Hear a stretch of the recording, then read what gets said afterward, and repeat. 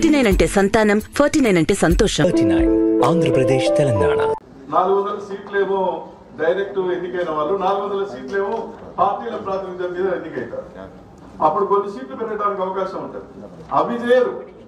కాబట్టి ఏంటంటే వీటన్నిటిపైన అందరం కలిసికట్టుగా పార్టీలకు సంఘాలకు అతీతంగా ఇలాంటి విషయాలు వచ్చినప్పుడు అందరం కలిసికట్టుగా సమైక్యంగా మన కేంద్ర ప్రభుత్వం మీద కొట్లాడాలి, యుద్ధం చేయాలి, ఒత్తిడి తీసుకురావాలి. లేకపోతే పెద్దలకి ఈ సభలో పాల్గొంటున్న ప్రతి ఒక్కరికి జై భీమ్.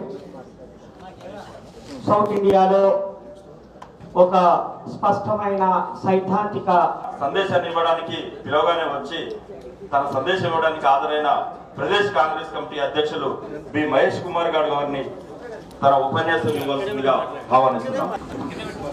సభాధ్యక్షులు గవర్నర్లు ప్రొఫెసర్ కోదండరామ్ గారు, వేదిక పైనటువంటి పెద్దలందరికీ, వేదిక ముందున్నటువంటి పెద్దలందరికీ నమస్కారం. ఇవాళ డీలిమిటేషన్ ఆఫ్ పార్లమెంటరీ సీట్స్ అనేది కీలకంగా మారడమే కాకుండా చాలా ఆందోళన కలిగిస్తున్న సందర్భం. ఉన్న ఫలంగా ఉన్న పద్ధతిలో 1971 పాపులేషన్ ప్రకారం ఒకవేళ డీలిమిటేషన్ జరిగితే దక్షిణాది రాష్ట్రాలకి తీవ్రంగా అన్యాయం జరుగుద్ది. ఇది జరగడానికి వీల్లేదు, జరగనివ్వం కూడా. మన సీట్లు మనం కాపాడుకోవడానికి దక్షిణాది రాష్ట్రాలకి ఒక ఇంచు కూడా నష్టం జరగకుండా ఉండటానికి మేమందరం ఎంత దూరం పోవడానికైనా సిద్ధం. ప్రజాస్వామ్య పద్ధతిలో తప్పకుండా పోరాడాల్సిందే, మనకు జరుగుతున్న అన్యాయాన్ని ఎదిరించాల్సిందే. చక్కటి సమావేశం ఏర్పాటు చేసినారు. చాలామందికి తెలియాల్సింది, మనకి ఇవాళ 1952 కానీ 1976లో వచ్చినటువంటి పాపులేషన్ పాలసీని మనం ఫెడరల్ స్టేట్లో ఉన్నాం కాబట్టి కేంద్ర ప్రభుత్వం ఇచ్చిన ఆదేశాన్ని తూచా తప్పకుండా పాటించినందుకు ఇవాళ మనకి శిక్ష పడుతూ ఉంది. బాజాప్తా కేంద్ర ప్రభుత్వ ఆదేశాలు ధిక్కరించినటువంటి రాష్ట్రాలకు ఇవాళ న్యాయం జరుగుతూ ఉంది. ఇది ఎక్కడి న్యాయం? ఇది ఇవాళ బీజేపీ ప్రభుత్వం చేస్తున్నటువంటి చర్య ఫెడరల్ స్ఫూర్తికి విరుద్ధంగా ఉంది, రాజ్యాంగ స్ఫూర్తికి విరుద్ధంగా ఉంది. కేవలం మతం పేరుతో రాజకీయాలు చేస్తున్నటువంటి బీజేపీ పార్టీకి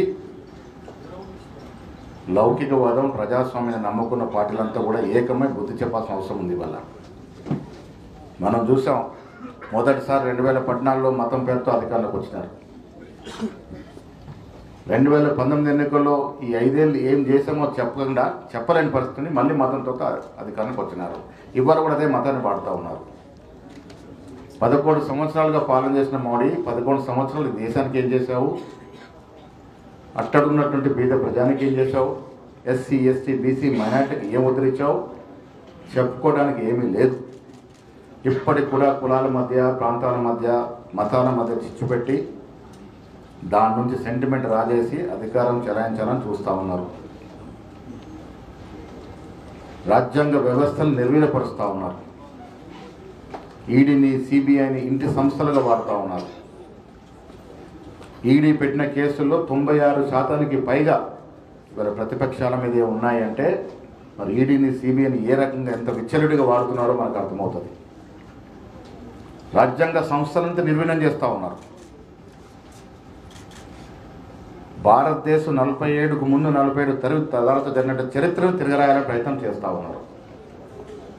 మహాత్మా గాంధీని మరిపించే ప్రయత్నం చేస్తూ ఉన్నారు. మోడర్న్ ఇండియా ఆర్కిటెక్ట్గా పేరు పొందినట్టు నెహ్రూ యొక్క చరిత్రను తిరగరాసే ప్రయత్నం చేస్తూ ఉన్నారు. ఆఖరికి రాజ్యాంగాన్ని మార్చుకునే ప్రయత్నం చేస్తూ ఉన్నారు. మన రాజ్యాంగం, అంబేద్కర్ రచించిన రాజ్యాంగానికి ప్రపంచవ్యాప్తంగా పేరుంది.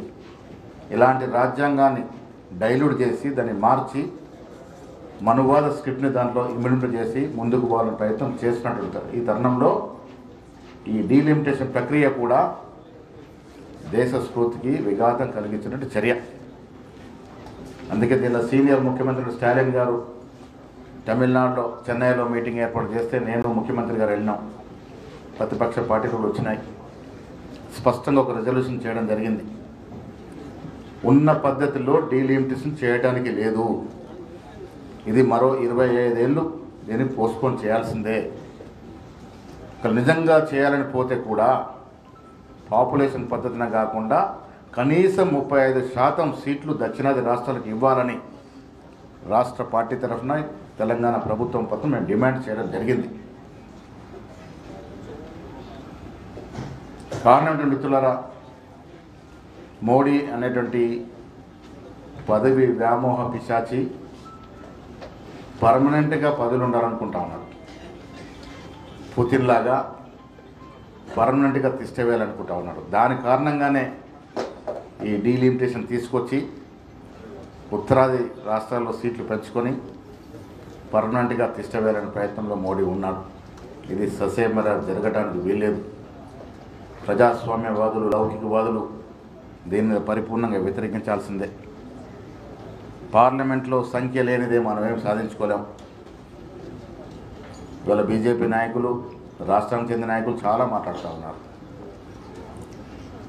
11 సంవత్సరాలుగా వారు తెలంగాణకి ఇచ్చింది ఏమిటి అని ఒక్కసారి వెనక్కి తిరిగి చూస్తే 11 ఏళ్ల చరిత్రలో తెలంగాణకి ఇచ్చింది 0.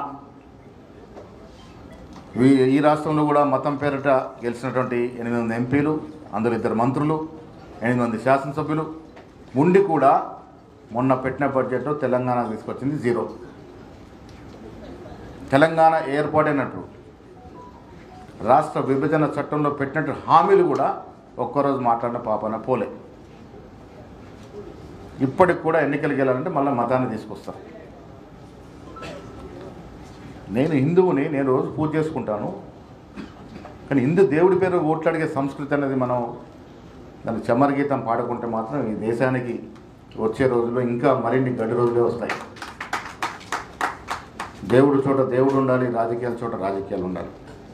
దేవుణ్ణి రాజకీయాన్ని కలిపి అధికారం చెల్లాల్సిన పార్టీని మనమందరం కూడా ముక్త కంఠంతో వ్యతిరేకించాల్సిన అవసరం ఉన్నది.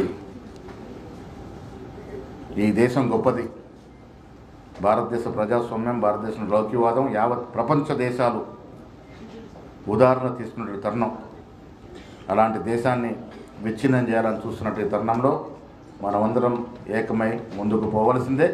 డీలిమిటేషన్ ప్రక్రియ ఎట్టి పరిస్థితుల్లో ఆగాల్సిందే. దక్షిణాది రాష్ట్రాలకి, ముఖ్యంగా తెలంగాణకి ఇంతెచ్చు అన్యాయం జరిగినా ఊరుకునే లేదనేది ఇది నా మాటగా, మా ముఖ్యమంత్రి మాటగా చెప్తా ఉన్నాను. పెద్దలు ప్రొఫెసర్ కోదండరామ్ గారు పెట్టిన ఈ రౌండ్ టేబుల్ కాన్ఫరెన్స్కి నేను హాజరవ్వడమే కాకుండా పరిపూర్ణ మద్దతు ఇస్తూ ఉన్నాను. మీరు ఏ రిజల్యూషన్ చేసినా, ఏ నిర్ణయం తీసుకున్నా మనమంతా కలిసికట్టుగా ముందుకు పోదాము. ఈ ప్రక్రియని ఎదిరిద్దాము. తప్పకుండా అసెంబ్లీలో కూడా బిల్లు పెట్టే విధంగా నేను మాట్లాడతాను ముఖ్యమంత్రి గారితో. తక్షణమే అసెంబ్లీలో కూడా బిల్లు పెట్టుకుందాం. ముక్త కంఠంతో దీన్ని ఎదిరిద్దాం. రాజకీయాల కోసం, స్థానిక రాజకీయాల కోసం మనం వేరు మార్గాలు ఉండొచ్చు. కానీ నాకు తెలిసి ఇక్కడంతా కూడా ప్రజాస్వామ్యం, లౌకికత నమ్ముకున్న వాళ్ళమే.